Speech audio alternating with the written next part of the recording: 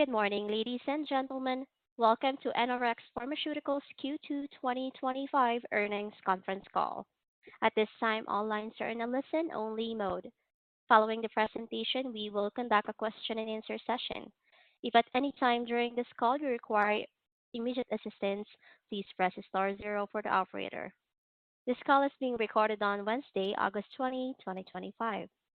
I would now like to turn the conference over to Matthew Duffy, Chief Business Officer. Please go ahead, sir. Thank you, Ludi, and welcome everyone. Before we proceed with the call, I would like to remind everyone that certain statements made during this call are forward-looking statements under U.S. federal security laws. These statements are subject to risks and uncertainties that could cause actual results to differ materially from historical experience or present expectations. Additional information concerning factors that could cause actual results to vary from statements made on this call is contained in our periodic reports filed with the SEC. The forward-looking statements made during this call speak only as of the date hereof, and the company undertakes no obligation to update or revise the forward-looking statements. Information presented on this call is contained in the press release issued Monday and in the company's Form 10-Q, which may be accessed from the investor page of the NRX Pharmaceuticals Inc. website. Joining me today on the call are Jonathan Javitt, our founder, chairman, and CEO, and Michael Abrams, our Chief Financial Officer. Dr. Javitt will provide an overview of our company's progress as reported in Monday's 10-Q, following which Mike will review the company's financial results. Following their prepared remarks, we will address investor questions. I'll now turn over the call to Jonathan. Jonathan? Thank you, Matt. Good morning, everyone, and thank you for joining us. The past several months have been nothing short of exceptional for NRX. We've made vital advances across each of our programs, with free drug approval applications in progress, and our evolving network of interventional psychiatry clinics, HOPE Therapeutics, taking place.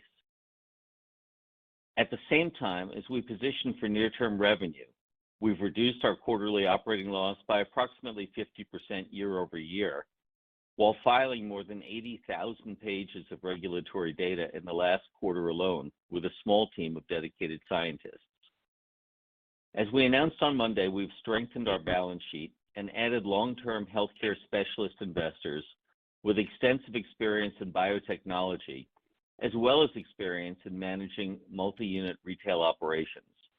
Led by Mr. Brandon Mull and the B Group, these investors have demonstrated their long-term commitment to our success by way of their one-year lockup agreement not to trade short or otherwise hypothecate our stock, while also foregoing warrants and other dilutive features that are so destructive to biotechnology stocks today.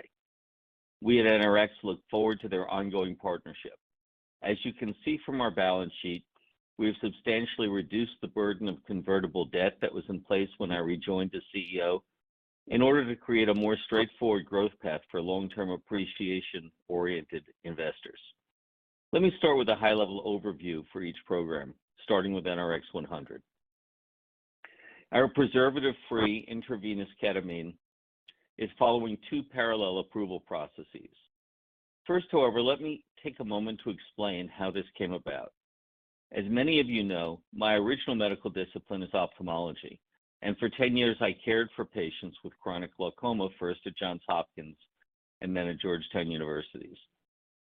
Around 1995, one of my colleagues noticed that glaucoma patients were far more likely to suffer from dry eye and tear film deficiency than most other eye patients. The problem was tracked down to benzalkonium chloride, a preservative that was in most glaucoma medicines.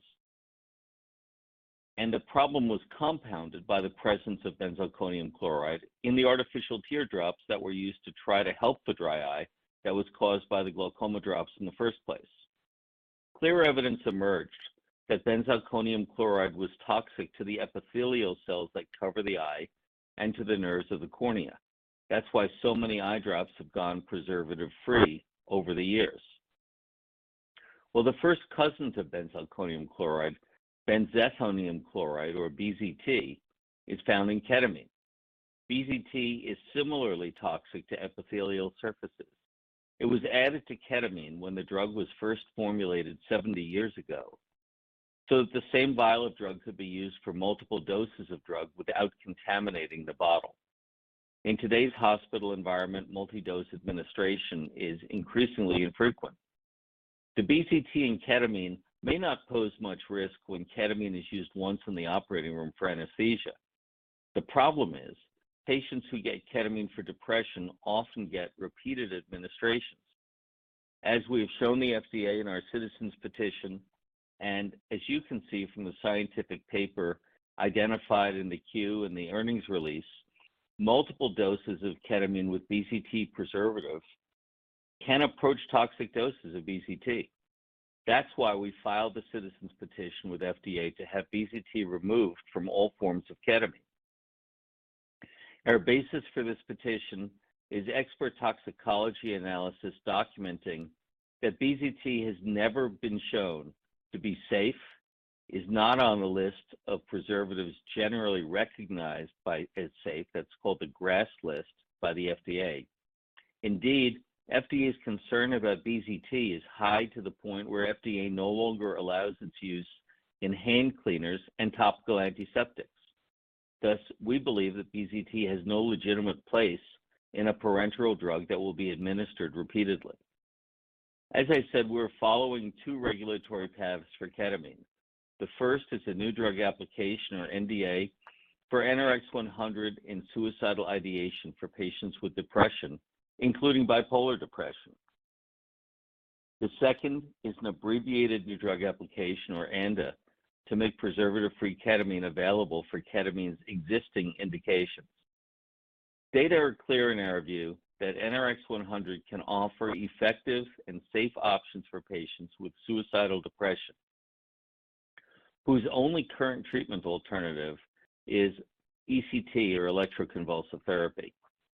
Our corporate presentations highlight randomized controlled trials demonstrating superiority of ketamine to placebo, to active comparator, along with demonstration of equivalence to ECT overall in more than 1,000 patients.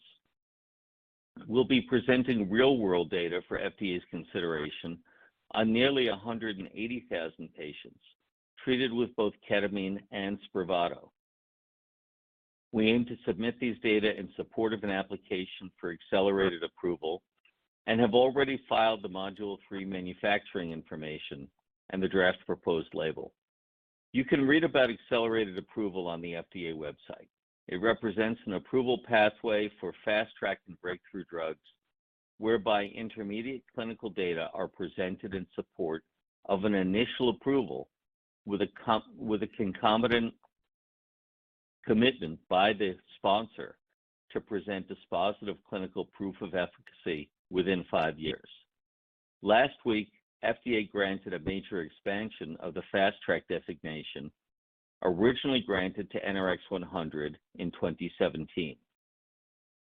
Whereas the initial designation was related to bipolar depression, FDA has now broadened our Fast Track designation to encompass all patients with suicidal ideation in depression, including bipolar depression. The CDC estimates that 13 million Americans consider suicide each year, and that an American dies from suicide every 11 minutes. Hence, FDA's broadened Fast Track designation offers NRX a tenfold greater opportunity to make a real difference in one of the largest public health crises to face our nation. FDA, under its new leadership and the HOPE program, has dramatically focused on national public health crises by creating the Commissioner's National Priority Voucher Program that affords substantially faster review times of 1 to 2 months versus the standard 10 to 12-month review, provides enhanced communication throughout the review process, and creates potential for accelerated approval of NRX 100. To receive a CNPV, a product must meet at least one of the following criteria. It must address a U.S. public health crisis. It must deliver more innovative cures for the American people. It must address a large unmet medical need, and this was noted in our Fast Track designation that we do in fact address a large unmet medical need. It must onshore drug development and manufacturing to advance the health interests of Americans, strengthen the U.S. supply chain, or increase affordability. Our team believes that NRX 100 meets all of CMPV's criteria. On the second approval path, we filed the ANDA in June of this year utilizing existing manufacturing data found in Module 3 of our suicidal depression NDA. We've since received comments from the FDA identifying only one scientific discrepancy, along with some easily remediated administrative deficiencies. Specifically, FDA asked us to justify the level of a single inert ingredient in the formulation. We're actively addressing this matter with FDA and do not believe it will cause undue delay in the approval process. The existing market for ketamine has been projected at approximately $750 million a year, and we believe NRX 100, made in the United States and offered without any toxic preservatives, offers patients and clinicians a superior option. Approval of the citizens' petition removing benzethonium chloride from the U.S. ketamine supply would give NRX a substantial position in that existing $750 million generic ketamine market. We'll continue to work diligently with the FDA to move our application as rapidly as possible and provide a safer version of this critical product to the American public. NRX 101, our oral product for the treatment of suicidal bipolar depression, recently achieved an important milestone, that is the filing of the initial module known as Module 3, the Chemistry, Manufacturing, Control Section, or CMC, with the U.S. FDA last week. This was filed under the previously granted Breakthrough Therapy designation awarded to NRX 101, and therefore we anticipate rolling review of this application. We're working diligently to complete this filing and will request priority review, which, if granted, would confer a 6-month review period. There are more than 7 million patients suffering from bipolar depression in the U.S., and many of these are at risk of akathisia, a terrible side effect related to serotonin active drugs that is closely related to suicide and can cause an irresistible need to move, inability to sit still, and all too often is associated with patients jumping off of roofs, jumping in front of trains, and otherwise harming themselves in horrible ways. These patients are at tremendous risk of self-harm, and there are no current treatment options available that have been shown to reduce akathisia, although newer generations of atypical antipsychotics have demonstrated less akathisia than their predecessors. NRX 101, in our estimate, offers the only current treatment option that both reduces depression, suicidality, and akathisia in this patient group, and as an oral treatment, should generate widespread accessibility and benefit in these patients. We look forward to coming interactions with the FDA on this application. HOPE Therapeutics continues to make great progress developing what we believe will be the nation's premier interventional psychiatry clinic network. We expect to finalize the purchase of our first clinics and continue to evaluate new opportunities in the field. We aimed to achieve this goal some months ago, but needed to wait for a state regulatory approval to acquire Dura Medical. That approval is now in hand, as we announced last week. With that milestone reached, we anticipate that you will shortly see closing of acquisition financing that is well along in the closing process. Our goal of delivering the most comprehensive, high-quality care possible in each of our clinics continues to drive us, and we look forward to continuing to update you on the progress of our network. The clinics we have under contract currently will provide strong revenue and EBITDA for the growth of our entire network.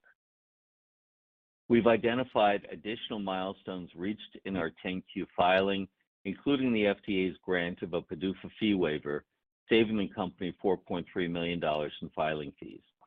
Waivers are granted at the discretion of FDA to small business entities and for drugs that are deemed necessary to the public health. With the key milestones reached in Q2, and with the addition of a committed investor group composed of experienced biotechnology investors, we now have the balance sheet capacity to continue our quest to bring hope to life well into the coming year. I will now turn it over to Mr. Michael Abrams, our CFO, to review our financial results from the second quarter of 2025. Mike? Thank you, Jonathan.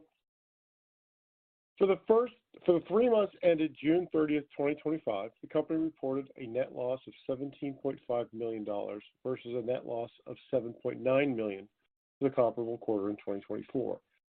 The increase in the net loss was driven by an approximately $12 million charge in fair value accounting measurements related to previously issued convertible notes and warrants recorded in other expense, all of which is non-cash. For the 3 months ended June 30th, 2025, the company reported a loss from operations, which excludes the non-cash impact of fair value accounting measurements, of $3.7 million versus a loss from operations of $7.1 million for the comparable quarter in 2024. This marks an improvement of more than $3.3 million, or 47%, compared to the prior comparable quarter. As of June 30th, 2025, NRX had approximately $2.9 million in cash and cash equivalents. On August 18th, 2025, the company closed a registered direct offering with a select group of experienced long-term healthcare and biotechnology investors led by B Group Capital. In connection with that offering, the company issued approximately 3.9 million shares of common stock and received net proceeds of approximately $6.5 million. The shares issued in the offering are subject to a 1-year lockup, and the terms of the offering did not include warrants, pricing resets, or any other structured elements. The company did not use a broker or investment bank in connection with the offering. The company believes that its current cash position will support operations well into 2026 and provide sufficient capital to reach critical and anticipated regulatory inflection points and milestones. Our singular focus remains advancing our primary drug development initiatives and planned clinic acquisitions to build long-term value for our shareholders. With that, I turn the call back over to Jonathan. Jonathan? Thank you, Mike. As you can see, the company has made significant progress and stands at the precipice of enormous inflection points for patients and investors. Our goal of bringing hope to life is closer than ever. Our progress towards 3 potential drug approvals in the near term and continuing the development of HOPE Therapeutics' national network for care delivery are transformative steps for the company and for the treatment of mental health in the United States. I would like to thank the NRX team, our longtime and new investors, and most importantly, the patients who participated in our clinical trials for their steadfast support of our pursuit of this vision. Operator, we're ready to take questions from the audience.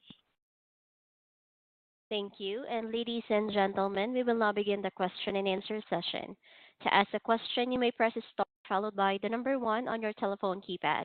If you're using a speakerphone, please pick up your handset before pressing the keys.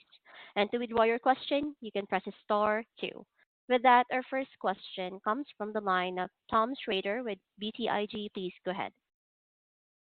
Good morning, and it really has been a lot of progress this quarter. I have a couple of quick ones. For 101, why is the pathway accelerated approval? Seems like you have very conventional clinical endpoints that you can argue you've hit, and I think of accelerated approval for more biomarker type trials. And a quick one on the new voucher. It looks like it's even more valuable than the older pediatric voucher. Is it clear it can be sold the way the other vouchers were? Has that been defined yet? Thank you. Well, let me start with the second question first. I think the agency has been clear that the CNPVs are not to be sold, and certainly we would have no interest in selling a Commissioner's National Priority Voucher were we to be awarded one. Our sole objective is to get this drug to patients as a life-saving drug for a critical unmet medical need as quickly as humanly possible. That's the objective of the Commissioner's Program, and that's the objective of NRX. As far as accelerated approval for NRX 101, as you recall, the primary endpoint of the clinical trial that we conducted was reduction in depression compared to lurasidone alone. And secondary endpoint was reduction in suicidality and akathisia as separate named endpoints. The clinical trial did not demonstrate that NRX 101 is a superior antidepressant to a very well-established antidepressant, namely lurasidone, but did demonstrate reductions in akathisia and suicidality. And we believe that those are intermediate endpoints in that they haven't necessarily been demonstrated to be associated with long-term health benefits. So for that reason, we think the appropriate thing to do is ask for accelerated approval only for use in those patients who have demonstrated akathisia and suicidality despite best available medicine.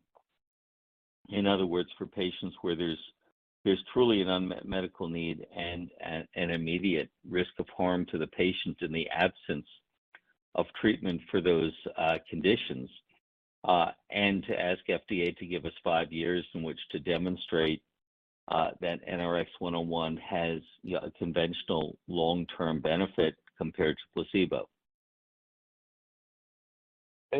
Just to follow up, what would the second trial or the follow-up trial, confirmatory trial, look like? Do you have any sense? Yeah, the confirmatory trial, if you look at the approval path of Auvelity, for instance, the confirmatory trial would be a very conventional randomized controlled trial of NRX 101 versus placebo with depression on the MADRS as primary endpoint, because that's the endpoint that FDA has really set as the bar for all antidepressant drugs. All right, got it. Thanks for all the detail. All right, thank you. And your next question comes from the line of Jason Colbert with DeBoral Capital. Please go ahead. Good morning. Again, congratulations on all the progress. Can we talk a little bit about some expense guidance? And I'm not really talking about third quarter or fourth quarter, but just from a big picture point of view, R&D, is that likely to ramp up in the future? Should we see it at about the same level? And G&A, as you become a commercial entity, how do you envision G&A expanding? And I also have some questions about the acquisition pipeline associated with the clinics. Thanks. So why don't we put the clinic? Oh, Johnny, you want to answer the Mike, first? please go ahead. Yep. Okay, sorry. So I'll answer from a financial perspective, Jason. Thank you for your question. Obviously, as you know, we don't give guidance. So I think the best proxy for our financial statements and our trends and the expectations is what's reported in the 10-Q. And this is where it's very notable. We talked about we had a approximately 50% reduction, 47%, almost 50% reduction in our loss of operations. And so as a pre-revenue company, that is entirely made up of G&A expense and R&D expense. And so the decline from $7 million to $3 million and change is, as a direct result of internal, budgeting and cost-saving measures that we continue to execute on. And again, and not to get clouded with the net loss that was reported, because that involves, fair value accounting, which some people call derivative liability accounting, which can be quite counterintuitive in its impact on the income statement, the balance sheet, whereby an increase in our stock price makes it look like an increased liability, increased expense, but those are all non-cash. So really looking at loss from operations, I think, is the cleaner view into our financial picture. And, the trends of reducing our overall operating costs comprised of G&A and R&D are evident, and we believe to be continued. Again, not prepared to give guidance on where that may go in the future, but we announced it and discussed it because we think it's a worthy note of our financial statements that investors should take note of. With that, I'll turn it back over to John. I can appreciate your comments, but the expectation is that we would see G&A ramping up as you become a commercial entity. But I think what you're saying is temper, expense ramp up with the strength of the balance sheet, so that it kind of comes together in sync. That's how I interpret what you're saying. Well, yeah, just to follow up on that, any increase in G&A that is sometimes seen in these situations as commercialization comes in line with revenue. And so we have been managing the business for what it is now. As Jonathan mentioned in his comments during the call, we believe we're relatively near-term commercialization and advanced all of our drug programs, as well as have opportunities with HOPE Therapeutics. So as revenue comes on, management will continue to assess those and make decisions.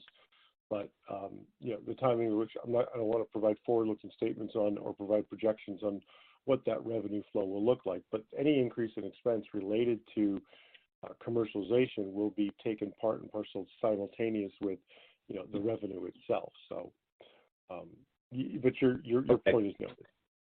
Yeah, fair enough. Thank you. And typically, Jason, a question like that is going to get plugged into a model that ultimately projects a price per share for a company such as ours. And you're asking in a very legitimate way, do we think our G&A may increase as we get forward to as we get closer to selling a drug? And although that answer might well be yes, by the time we do that, our probability of success in any such model will have substantially increased, so that the projected increased costs of G&A will be closely tied to an increased probability of corporate success. Of course, very reasonable. And Jonathan, how about the acquisition pipeline in terms of clinics? And can you give any kind of idea of what you might look like? I mean, from a big picture point of view, 5 years from now, what do you think your footprint looks like? Well, 5 years from now, if we're successful in what we aim to do with HOPE Therapeutics, first of all, it will almost certainly be an independent company from NRX Pharmaceuticals.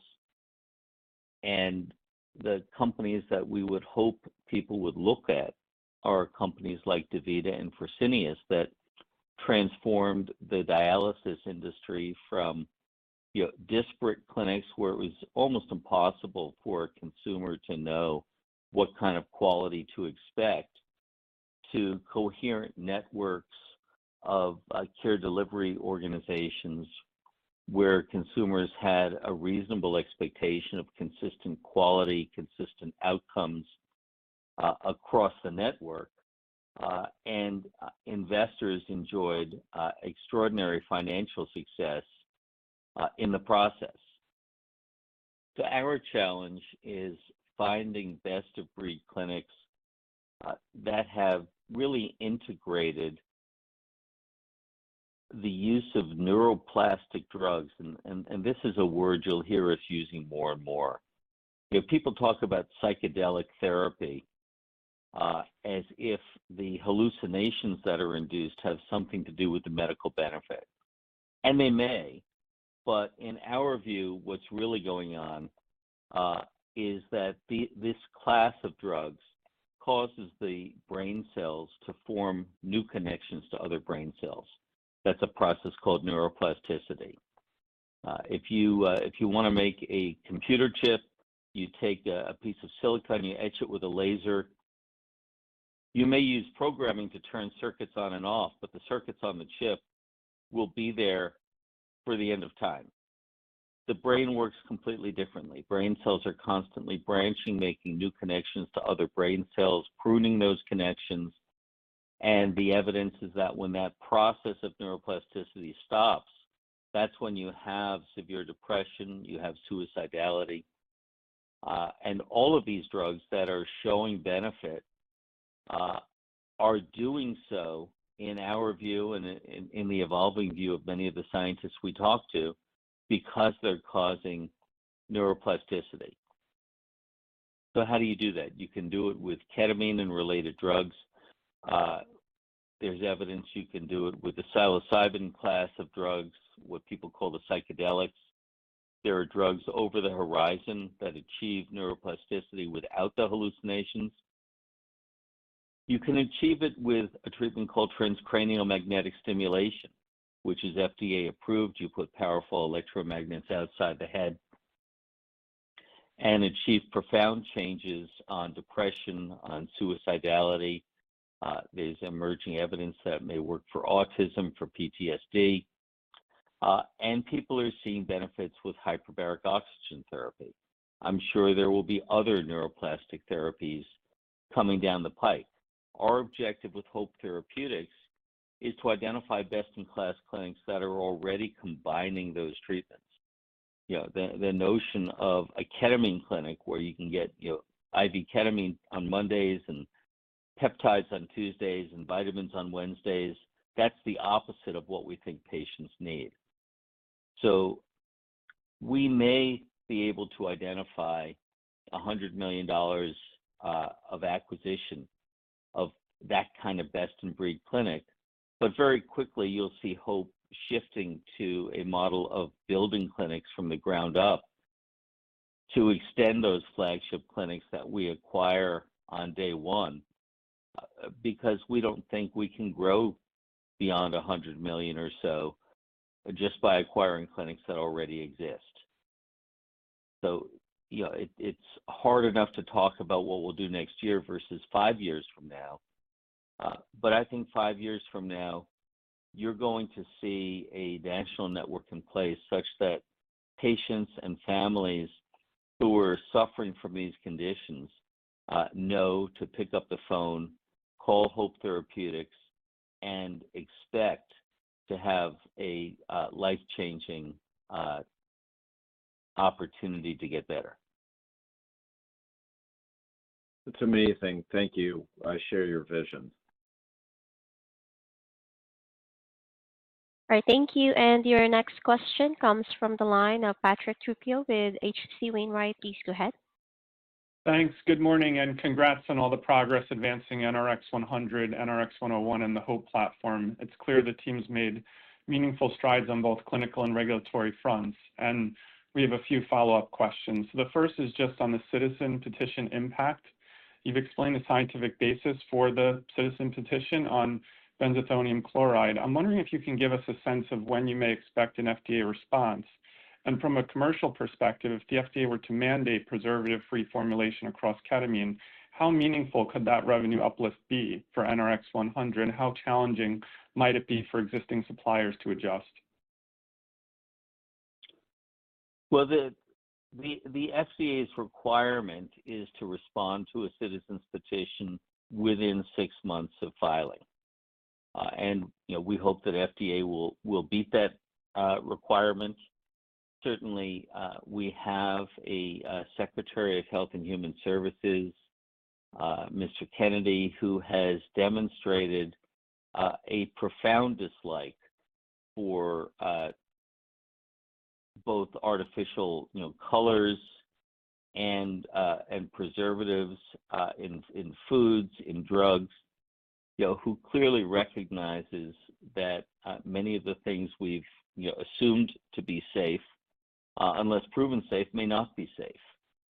And in this particular case, we're talking about a preservative that's toxic to the point where FDA won't even allow you to put it into a hand cleaner or topical antiseptic. So they know a lot about benzethonium chloride, maybe even more than we do.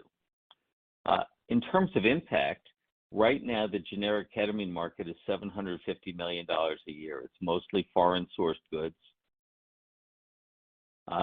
From what we've seen, and we haven't gotten other people's products into the laboratory and measured ourselves, that level of BZT may not be entirely consistent from product to product.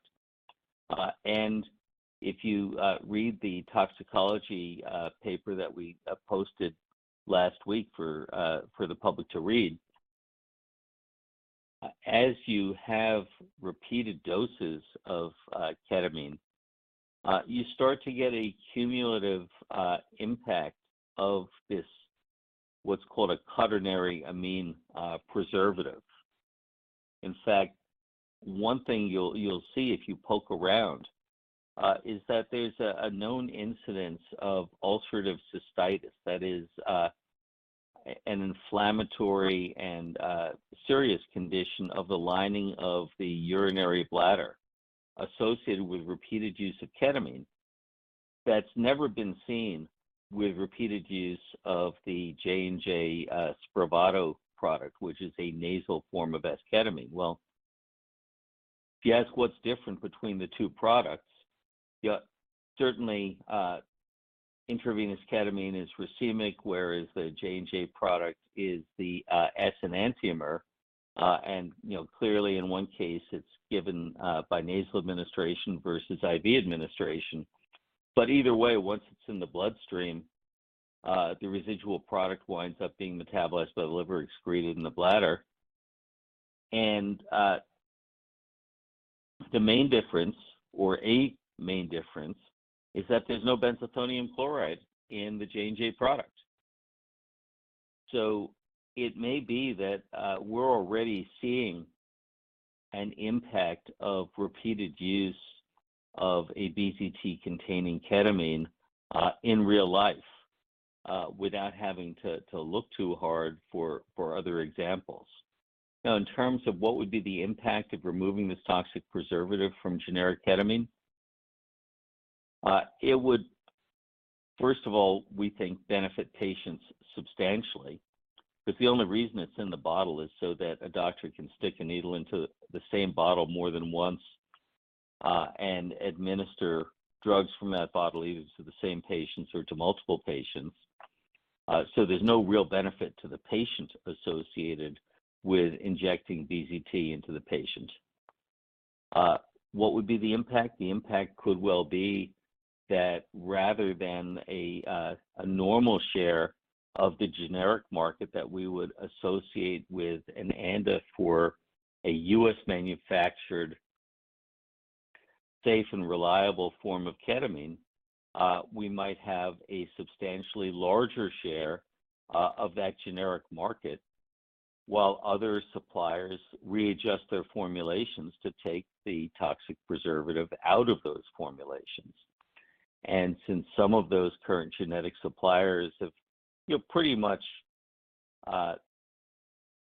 left this product on the shelf, it's not even clear how many of them would readjust their formulations and re-enter the marketplace versus simply go on to other things. So grant of the citizens petition could really help us exceed people's financial expectations for us. Right.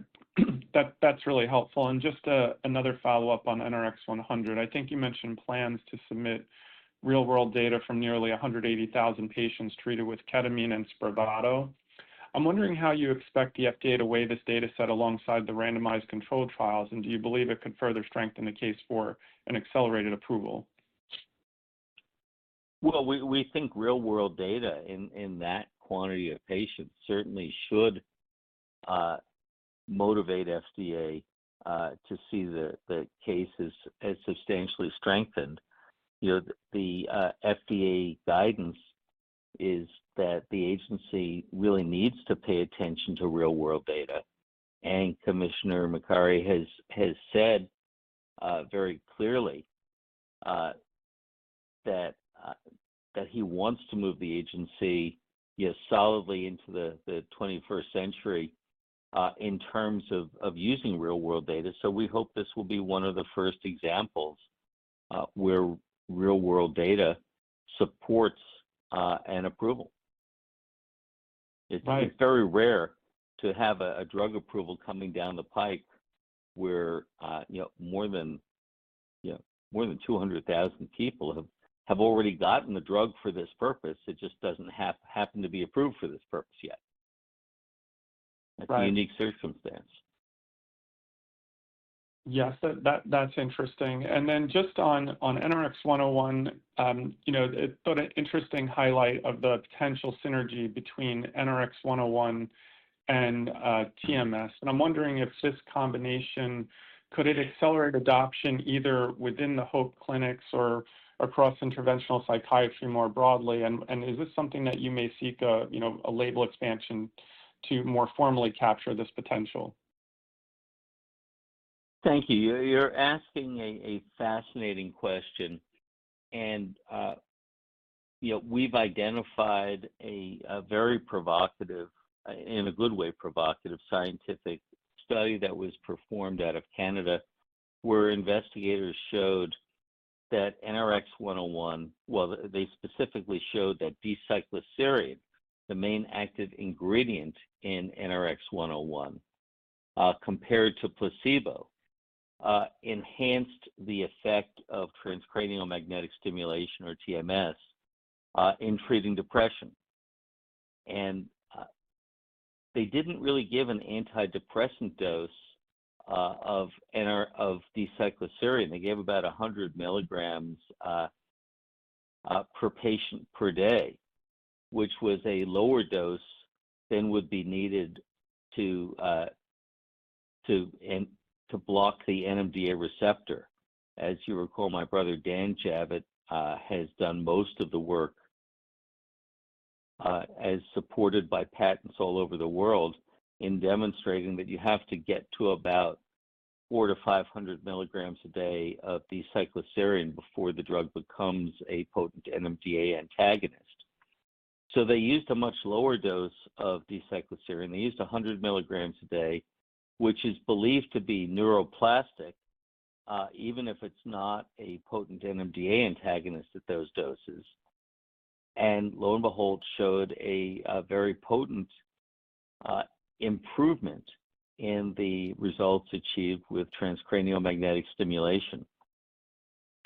So we're in active discussion with U.S. academic medical centers about mounting a confirmatory clinical trial in that area. It would be a very interesting label expansion for NRX-101, but more importantly, if that drug is able to potentiate the effect of TMS, it will bring TMS, in our estimate, much more into the mainstream as maybe even a first-line treatment for depression, rather than starting out with these old generic serotonin drugs that may or may not work depending on who you read. And certainly every one of them has a label that says, caution, this drug may be associated with increased levels of suicidal ideation. So anything that leads to better outcomes from TMS, anything that makes that treatment more accessible and more potent for patients, has the potential to really shift the whole paradigm of how we treat suicidal depression, even ordinary depression, and PTSD. Right. That's really helpful. Thank you so much. All right, thank you. And your next question comes from the line of Ed Wu with Ascendiant Capital. Please go ahead.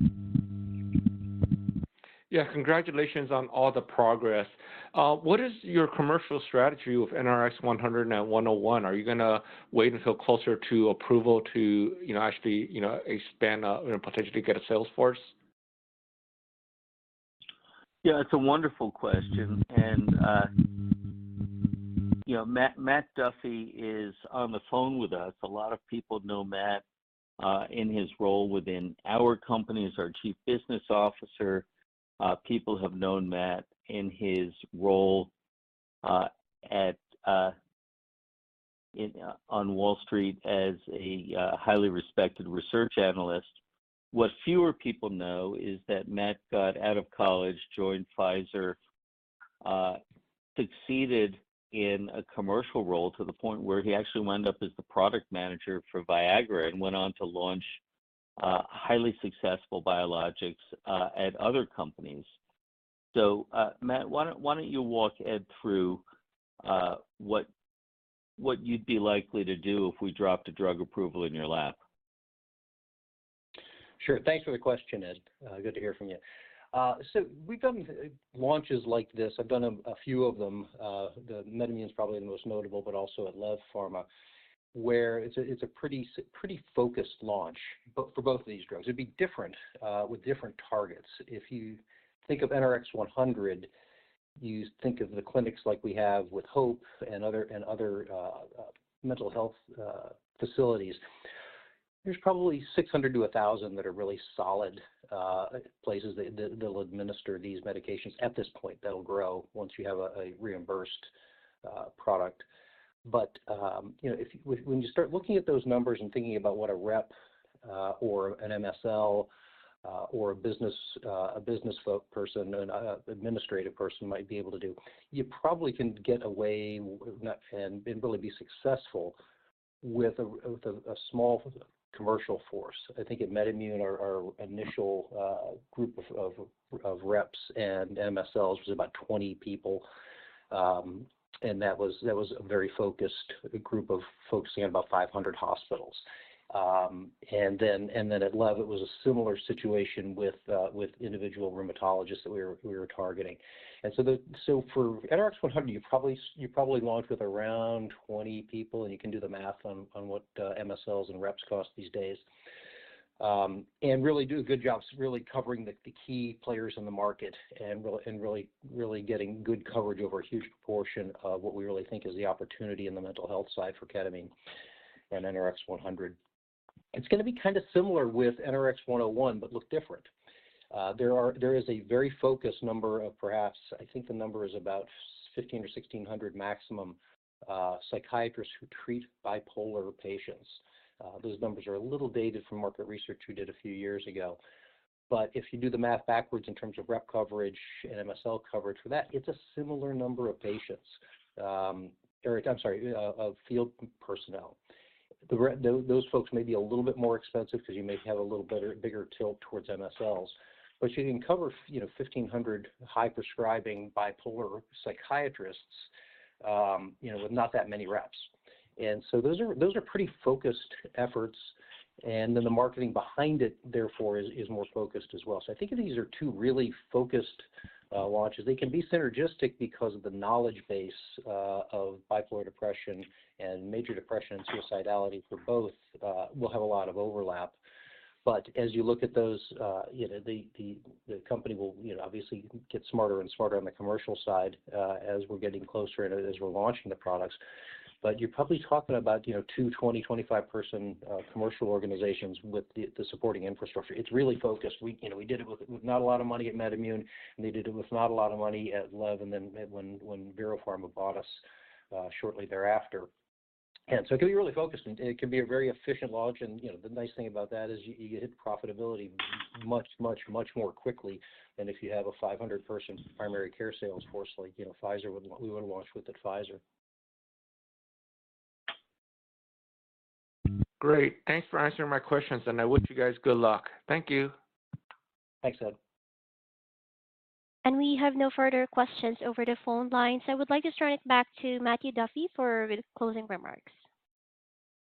Well, thank you, everyone, for joining us this morning. We're extremely excited about the path ahead with 3 potential approvals and our HOPE subsidiary targeting multiple profitable mental health clinics and interventional psychiatry centers.